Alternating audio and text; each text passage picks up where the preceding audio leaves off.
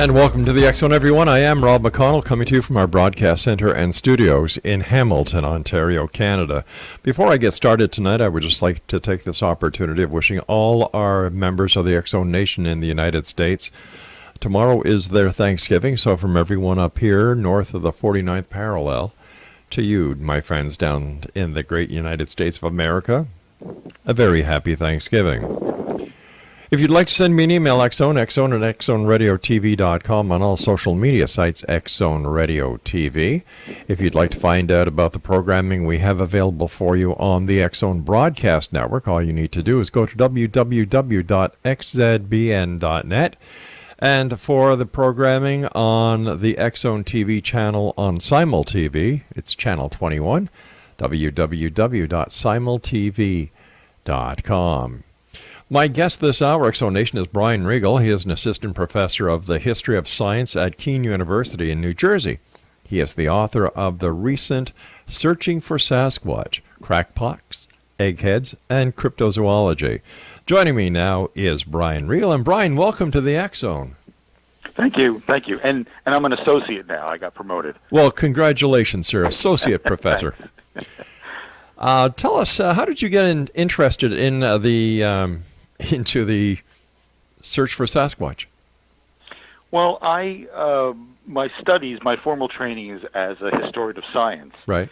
And my doctoral dissertation was on the life of this guy, Henry Fairfield Osborn, who was a very prominent paleontologist in the late 19th, early 20th century. He was the president of the American Museum of Natural History in New York for a very long time. And he had some very interesting views on the relationship between religion and society and evolution. And so I was working on his biography of his life. And as I was studying the relationship between science and religion and politics and society, I started coming across these stories about monsters, and I got rather interested in it. And then I came across the life of Grover Krantz, who was an American paleoanthropologist at the University of Washington.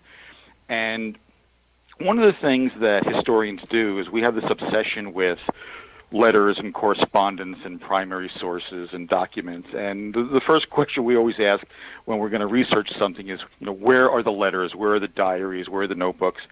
And I had read a lot of works on cryptozoology. And to be perfectly honest, they were mostly pretty horrible. Not well written, not particularly engaging, not works that actually went to the historical material. It was mostly, stories upon stories, passed down from stories. And I thought, it's time that somebody looks into this who's a professional historian. And then I discovered that the Grover Krantz had just recently died right before I started this project. But then I found out that his family, his estate, had left all of his very voluminous papers to the Smithsonian Institution.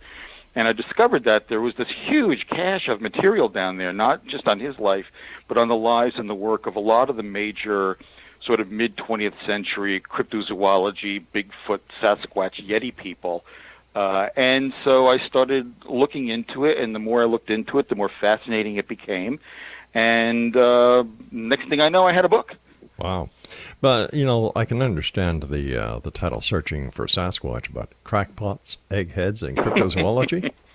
Yeah, a lot of people in the cryptozoology community got very mad at me over that and sent me lots of angry hate mail. Yeah.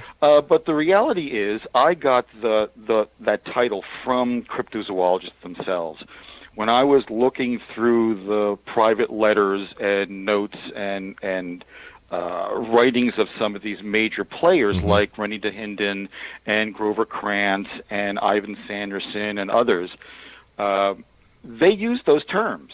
They called scientists eggheads. They called them crackpots. And the moment I saw that, I said, "Bingo! There's my title." It certainly is a good hook. Yeah, and I try to explain to people I didn't use those terms in a disparaging way. I use them almost as terms of endearment. That these are the terms cryptozoologists, especially the people who are looking at anomalous primates like Sasquatch and Bigfoot, But these are the terms they used. These were the expressions they used when they were talking to one another. So tell me, based on the research that you did, does Bigfoot really exist? No. He doesn't. I'm sorry to break that one to you. Oh, no. I give talks all the time, and and the first thing I do to people, I say, okay, let's just rip this Band-Aid right off now. There is no Bigfoot. There's no Sasquatch.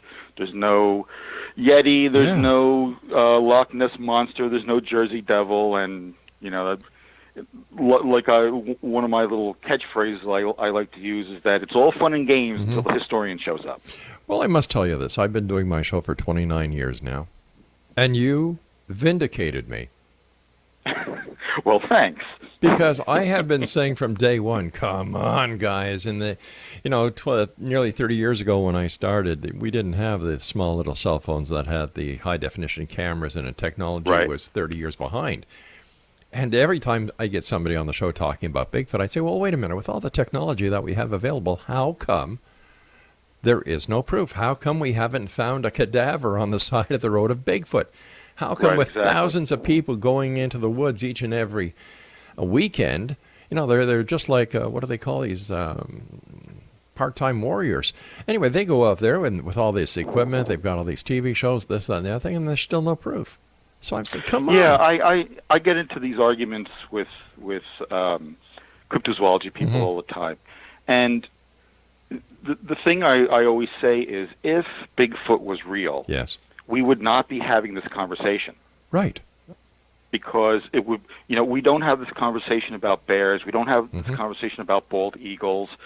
They're very rare animals, but we know there's really no doubt that they exist. And so if these creatures were real, they would be known, they would be studied. There really would be no mystery about them. Right. So why do you think that the myth, the legend of these monsters live throughout history, even to today in today's high-tech society? Yeah, monster studies go all the way back to the ancient world.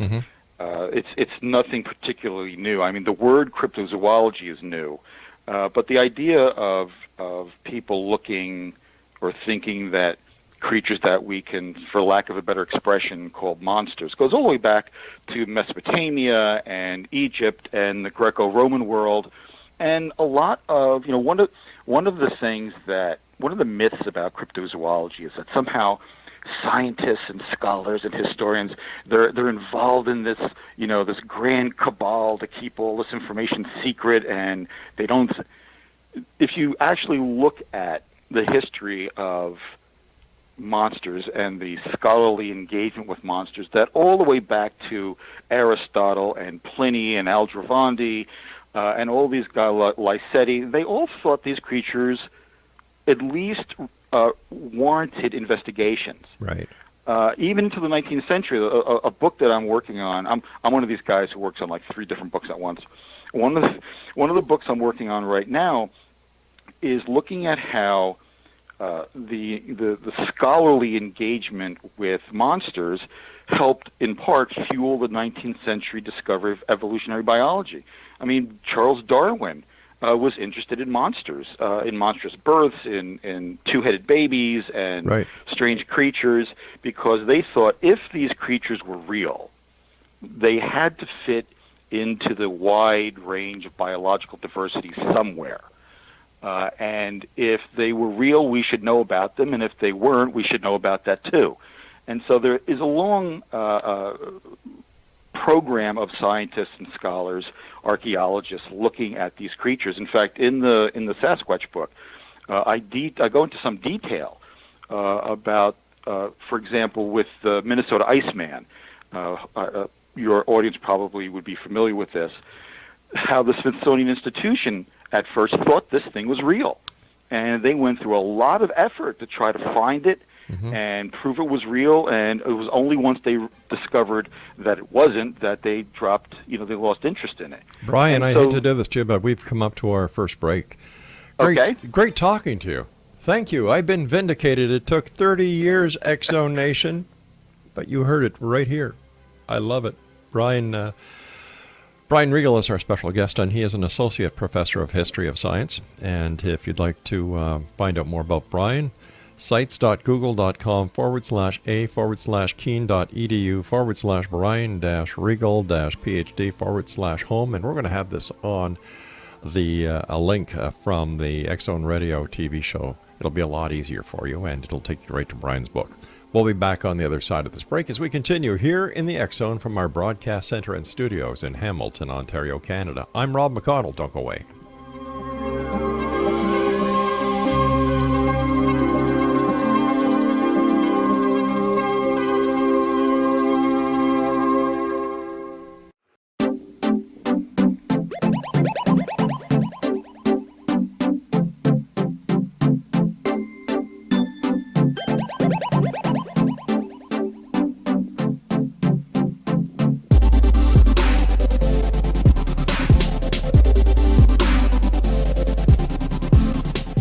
Welcome back, everyone. Brian Regal is an associate professor of history of science at Kean University in New Jersey, and he's the author of the recently published Searching for Sasquatch, Crackpots, Eggheads, and Cryptozoology. And once again, Brian, thank you so much for coming on the show and vindicating me after 30 years. My pleasure. Well, I've earned my pay for the day. You certainly have, my friend. Tell us a little, before we go on, tell us a little bit about Kean University. It's a state university here in New Jersey, a four-year liberal arts university with what we like to think is one of the best history departments in the region. Yeah. And it's an excellent school. We've got about 14,000 students at any given time, and it's a terrific school. Excellent. Let's get back to the topic at hand here, the crackpots, the eggheads, and the cryptozoologies. So we were talking before we went to the commercial break about, what was it, the Iceland Man? Or the Iceland Minnesota Iceman. Right. And we had to take our break, so I'm sorry for cutting you off. So can we continue with it? Oh, yeah, well, I was just using that as an example of, there is this kind of trope within cryptozoology that professional scholars denigrate what they do and have no interest in what they do. And the reality is really quite the opposite. And I was using the Minnesota Iceman story as an example of how when scientists at the Smithsonian Institution got wind of this thing, they immediately thought it was real and went through quite a bit of effort to try to obtain the body and find out what it was and to study it. And so this idea that scientists are not interested in anomalous creatures or cryptozoological creatures really has no merit to it. I know lots of biologists and paleontologists and historians and zoologists, and every single one of them would love to think Bigfoot was real. They would love to be able to get one on an operating table and dissect it. And so, the scientific world would be interested in this. The problem is every time somebody comes along and says, "Oh, I found a carcass of Sasquatch," it's a hoax. Yeah. Every time we get titillated with, "Oh, here's the latest footage of the Jersey Devil flying around the Pine Barrens," you take one look at it and you immediately know it's fake. Right.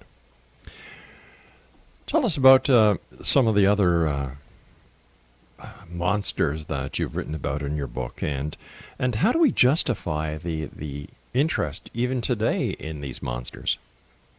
Well, I think just monsters in general, because they're strange and they're different and they can be menacing, anything like that I think interests human beings. I'm not a psychologist, so I can't really discuss it in great learned detail, but I think human beings are just, especially here in the 20th and 21st centuries, we are attracted to the weird and the strange and the unusual. And what's more weird and strange and unusual than monsters? I know, but I would have imagined that as we progressed in knowledge, that these fairy tales or these legends would die out and that reality would set in. Yeah, I don't think that's ever going to happen. As I said before, all the way back to the Greco-Roman world, there were scholars and naturalists who were interested in these creatures.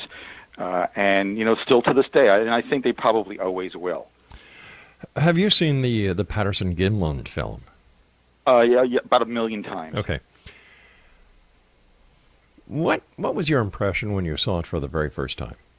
Well, the first time I saw it, I was a little kid, and I was really quite impressed by it because, here was film footage of this thing. Yeah. That it looked real. It had a kind of, visceral quality to it. The first time I saw it on In Search Of with Leonard Nimoy. Oh my gosh, yeah. And that I'm sure that lots of people who have an interest in these topics, they can trace their initial interest to seeing that.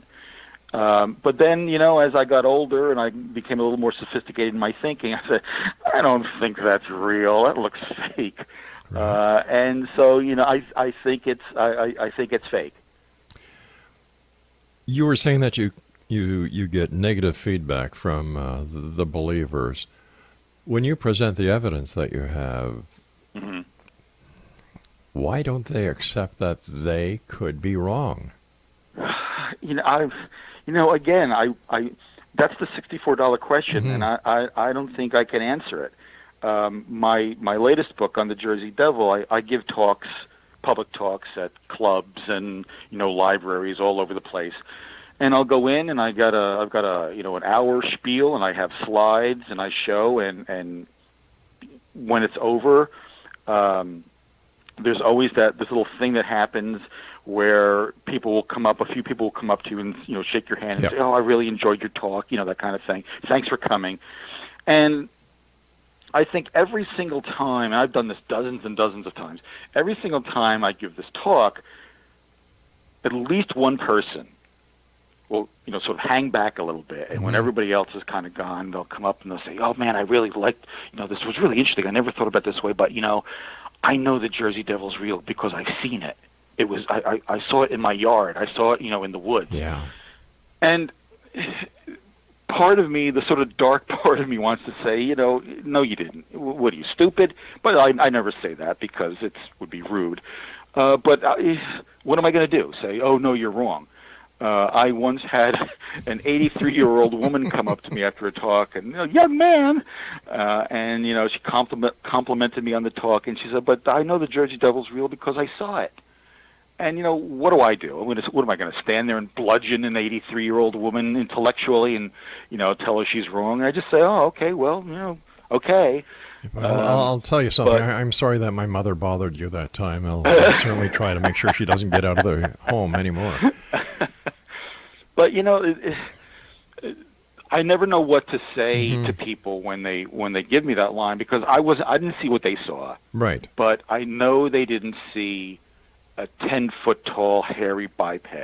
I know they didn't see an emaciated horse with wings, because those things just don't exist. There's no evidence for it.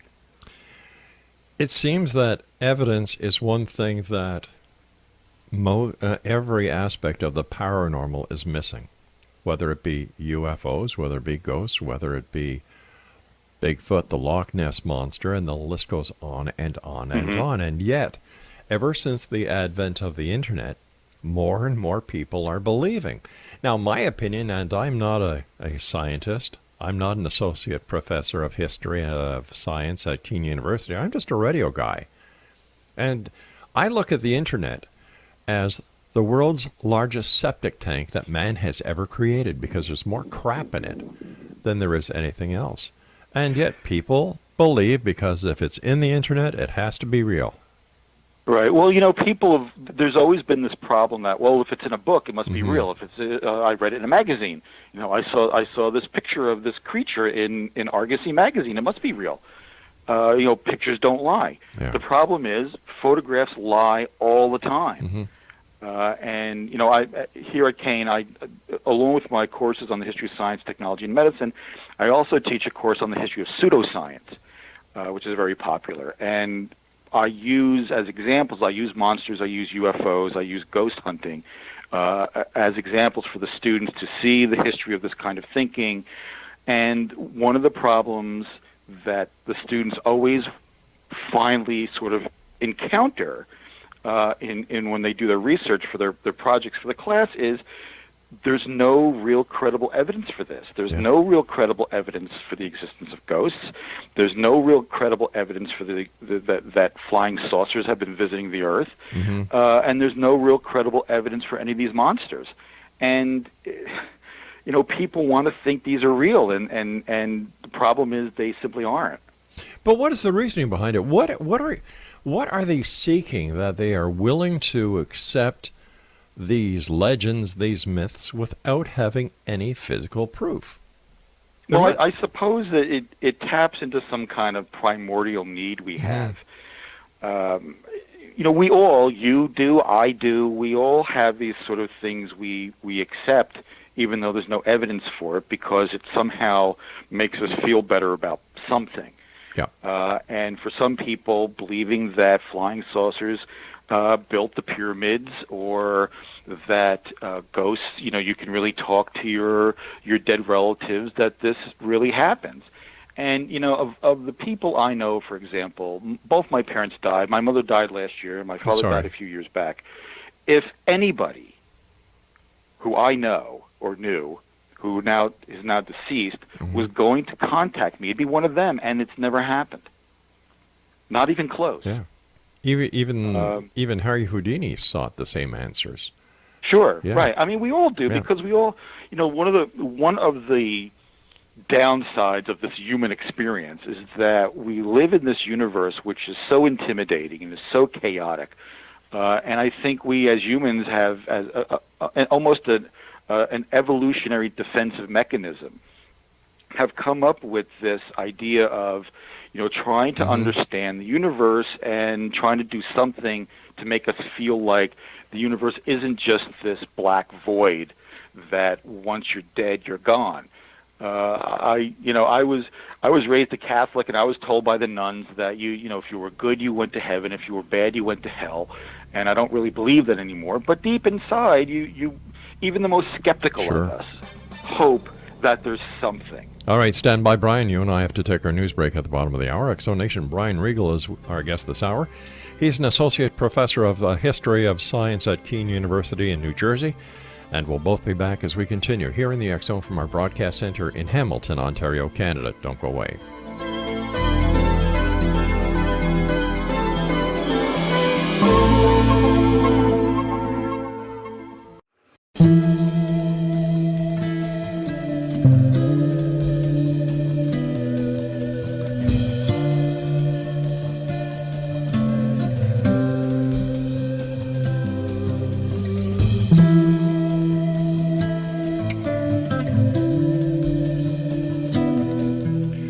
And welcome back, everyone. I'm Rob McConnell. My special guest this hour is Brian Regal.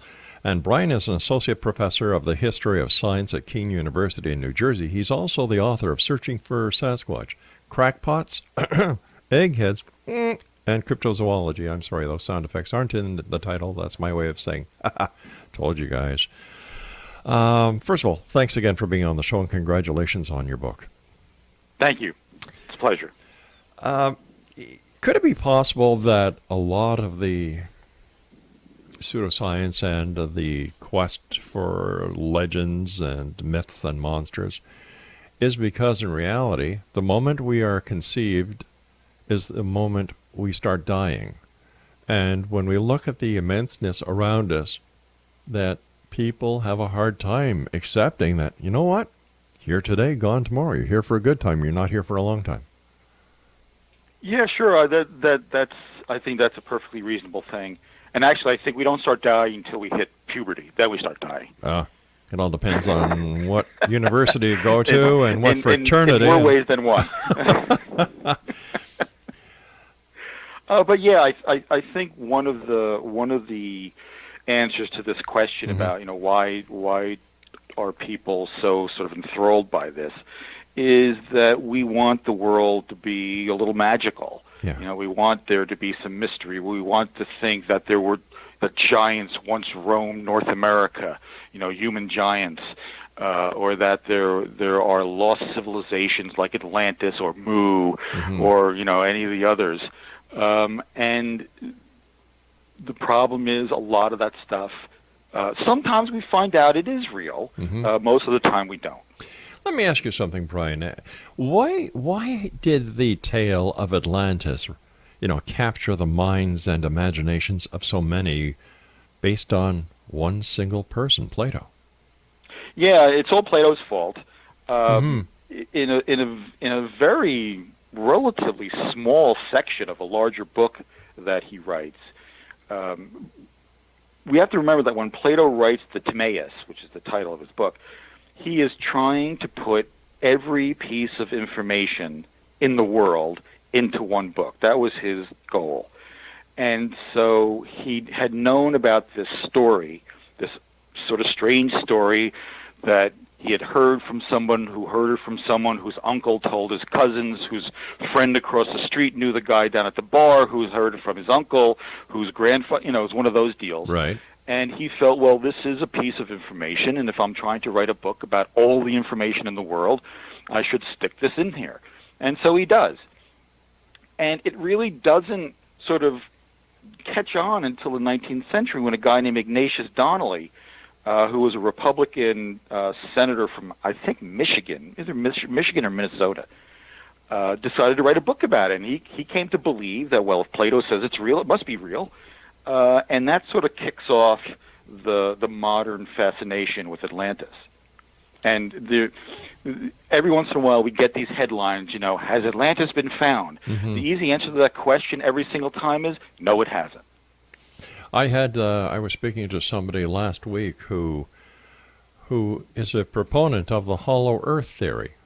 We were just talking about this in my pseudoscience class, hollow earth theory. Yeah. His name is Brooks Agnew, and he is actually bringing a consortium together to do an expedition up to where he believes the entrance to the hollow earth is. Right, the giant hole in the North Pole. Exactly. And yeah, well, this is something that's been done before. Sure. But why? We know it's not there. We know the earth isn't hollow. Yeah, again, I wish I could answer that question for you, and I can't. Well, you know what I can't understand? Damn it, if it's there, how come Santa Claus hasn't told everybody? Because he flies out of the North Pole. That Santa, he's really, you got to get him really drunk to get him to tell you anything. I've done it. I've done that. You've gotten Santa drunk. Well, yeah. He loves Jack Daniels. He loves Jack Daniels. Yeah, big Jack. Yeah. Well, I've gotten the Jersey Devil drunk. He's a big ale fan. I love how this conversation's digressing, and then we have to pull it back onto the main road. He loved the Jersey Devil loves ale and Springsteen. Well, there you go. Then he's got to be real. Right. He's got to be real. And what is the significance of the Jersey Devil? Is he kind of the footprint by which others judge other monsters, or is it just because he's just like Bigfoot, a lot of sightings? Yeah, that's partly it. The Jersey Devil is probably the oldest Anglo-American monster legend in North America, and it supposedly dates back to a creature that was born of a mother who had sex with the devil. And this sort of weird, sort of horsey, winged thing comes out and escapes off into the Pine Barrens in New Jersey. When people think of New Jersey, they tend to think of North Jersey, which is, the industrial, the oil refineries, and the big cities, Newark and Elizabeth, and all those. But the whole southern half of the state is really quite bucolic, quite the opposite of the stereotype, and this whole region, from about the middle of the state down to Atlantic City, is basically one huge forest, pine forest, that's called the Pine Barrens. And it's really quite dense in places. And this is where the Jersey Devil supposedly lives. And it's when my co-author Frank Esposito and I decided to start looking into this a few years ago, we said, well, let's start from scratch. We threw out all the crap that we found written about it, because it was all pretty much crap, with very few exceptions. And we began to do what historians do. We went to look for the primary sources. We went to look for the letters and the correspondence and all that material.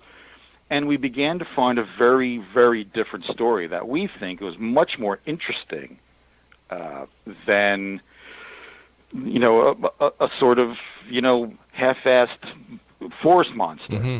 And we saw that the Jersey Devil story, it has elements of religious persecution and land grabs and crooked politics and the oppression of outspoken women and all stuff which is still relevant to us today. The idea that women should be in their place and not speak out, and the idea of fake news and making up accusations about political rivals that have no basis in any kind of reality. And it turned out it was in large part a political story rather than a story of a biological being.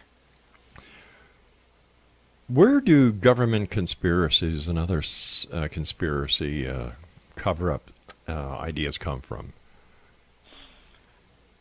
I think fear. One of the sort of central. If you're going to study the history of conspiracies, just like if you're going to study the history of monsters, what you're really doing is studying the history of human fear and hatred. I see. We project onto these things and we create these elaborate stories in order to try to bring some kind of organization to the world. Human beings love to organize stuff. We don't like it when things are not organized. And I think conspiracy theories are ways of taking events which seem to baffle us and make sense out of them. Oh, okay, this is the reason why. It wasn't one guy shooting from the school book depository. It was an entire conspiracy of people. It wasn't some terrorists who hijacked airplanes. It was this huge cabal, probably even within the U.S. government itself, that did this. And I think in the end, the problem with conspiracies like that is that there are conspiracies going on, but these kind of flamboyant things take our attention away from those issues we really should be paying attention to. So how should somebody listening tonight differentiate between the fact and the fiction? Well, it's not easy. You have to put effort into it. You have to study it. You have to look at the material. That's one of the things that historians do. That's one of the things scientists do.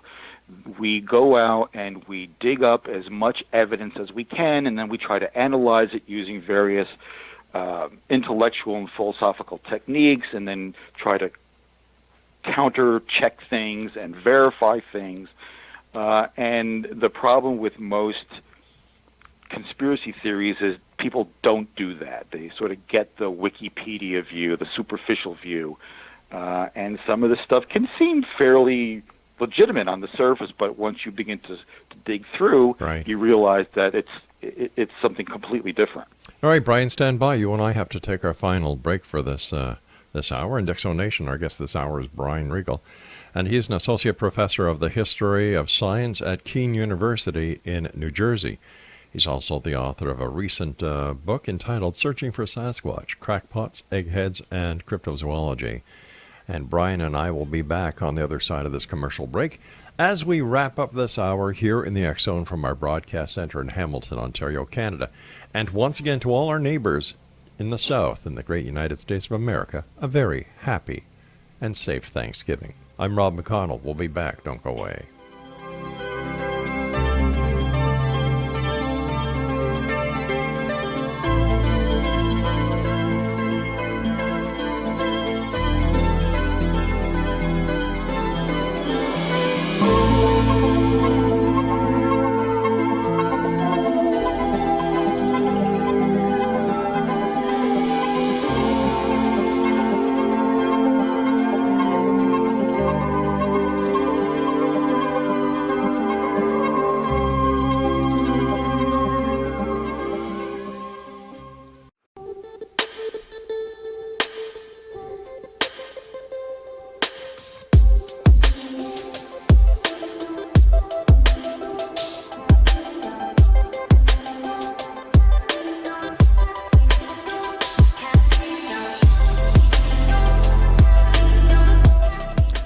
Exonation, my guest this hour is Brian Regal, and he is an associate professor of history of science at Kean University. He's also the author of Searching for Sasquatch, Crackpots, Eggheads, and Cryptozoology, which is available on Amazon.com. And, you know, Christmas is right around the corner, and this would be an ideal gift for anyone who's interested in the topics that we've been talking about over the past 29 years here in the X Zone.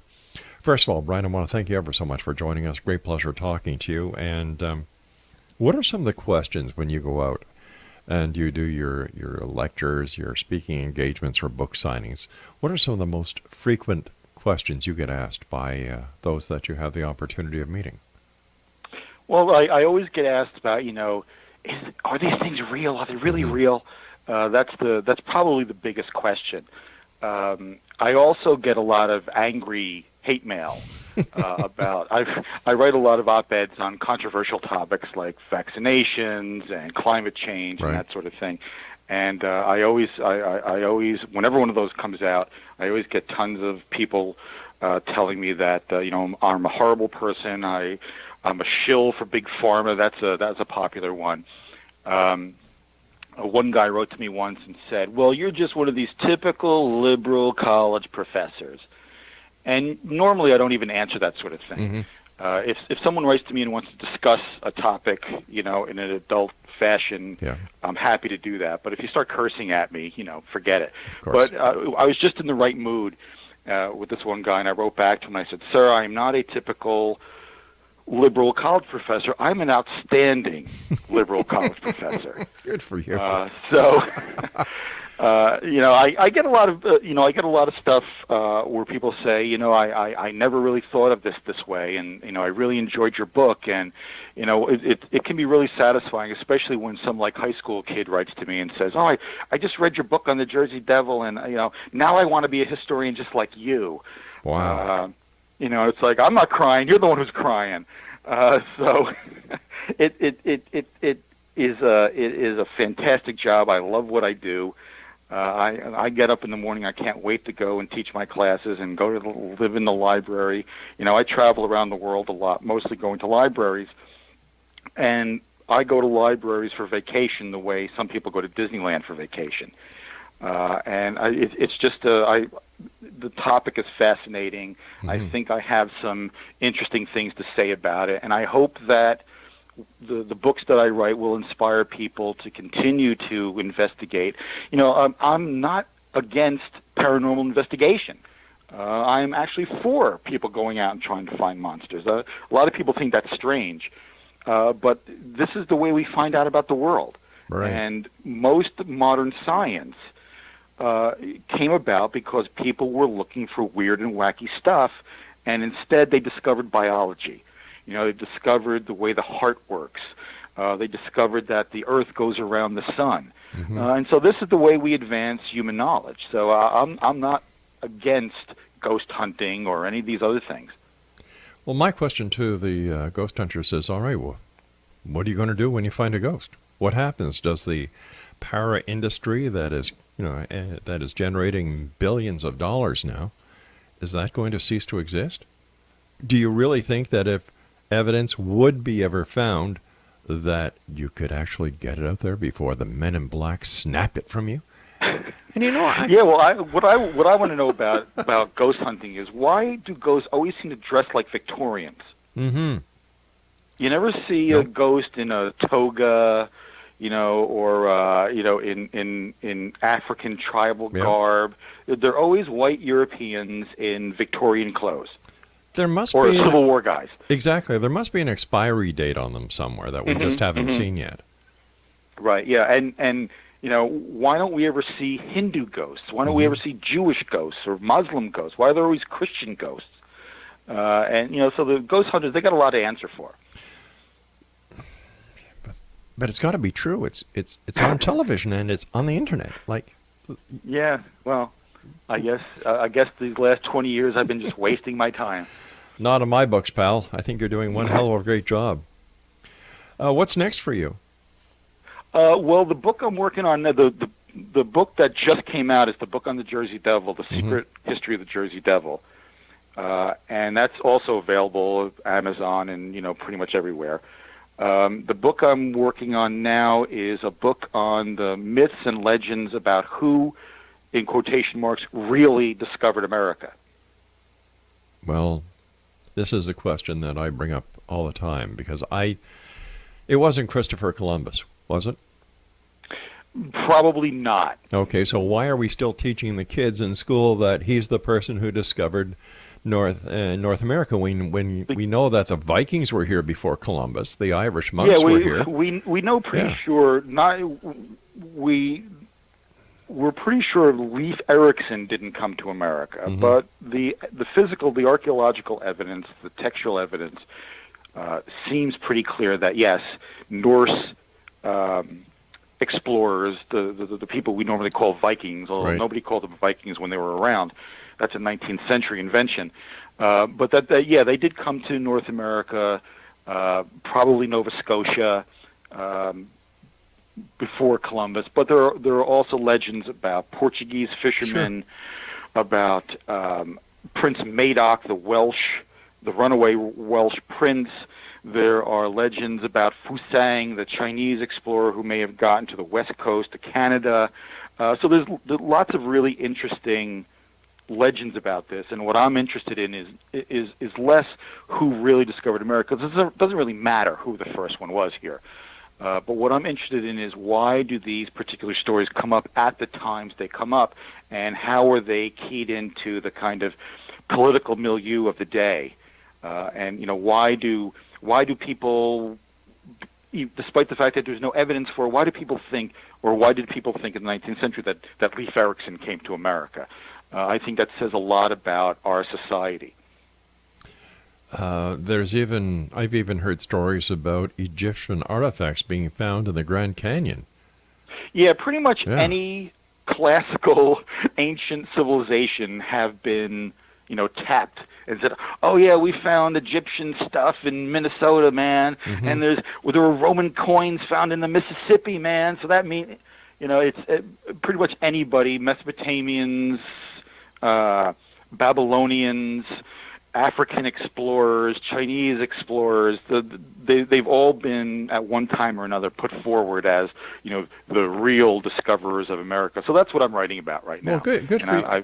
I'm up to my eyes in original documents.